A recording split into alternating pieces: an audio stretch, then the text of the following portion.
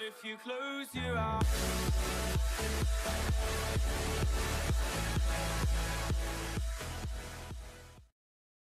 Yo guys, Mental Gamer here and welcome back to another video.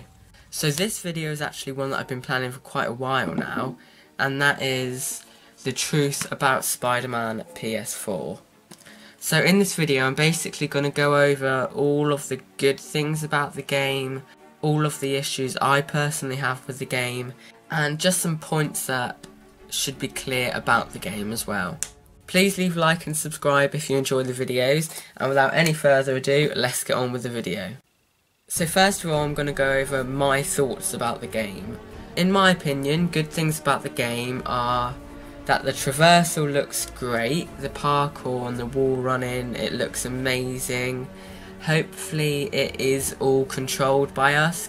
The parkour looks like a cutscene a lot of the time, so I'm not sure how we're going to be able to control that ourselves, but if we do control that 100% ourselves, that is great.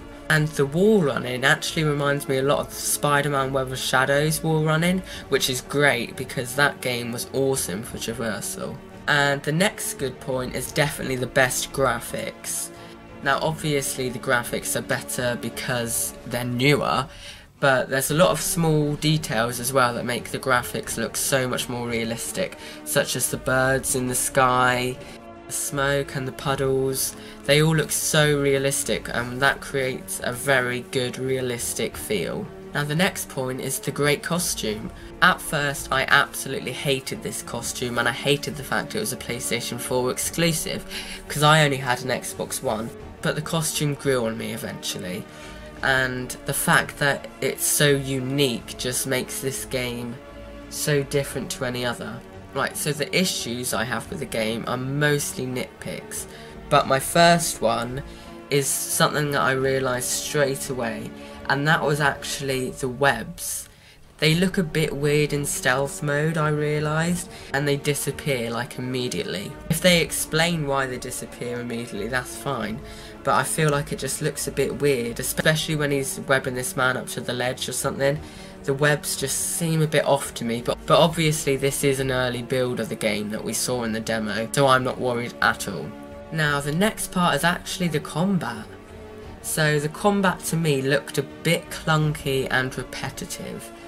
I thought it looked really realistic for sure, and it looks quite fun now that I've looked at it a bit more, but the punch and kicks don't really vary that much. Something like Web of Shadows, Shattered Dimensions, they had a lot of variety in the combat, but this didn't really look like it had that much variety.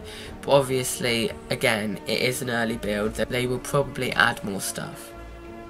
Now the next one is something quite annoying, and that's the same web swinging pose after every swing.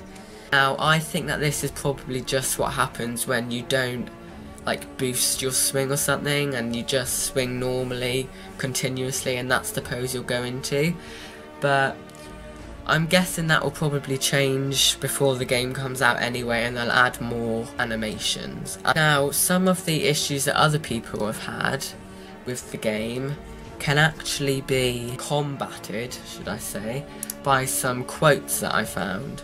So everyone's been on about the QTEs, saying there were too many QTEs. I wouldn't even classify the helicopter because you're climbing up the outside. And that was obviously about a QTE. So that shows that on the helicopter scene, we actually climb up the helicopter. And it's nothing big, but at least it means that we're still in control. And they also said that we try to match those buttons to what they actually do, which I think is really good news because that will just make the realism even more intense. And also something that loads of people have already realised anyway, but another quote says, "There is always a web anchor point, so no one needs to worry about physics or anything like that, it's all good." Also, an interesting quote about how characters are going to be handled is familiar characters that may be in new roles. So that is really interesting. I thought they were just going to handle them differently, but the fact that they're in new roles could mean all sorts of things. Miles Morales might not even become Spider-Man. He could even be a villain for all we know. but I'm so excited to see what they do with all these characters.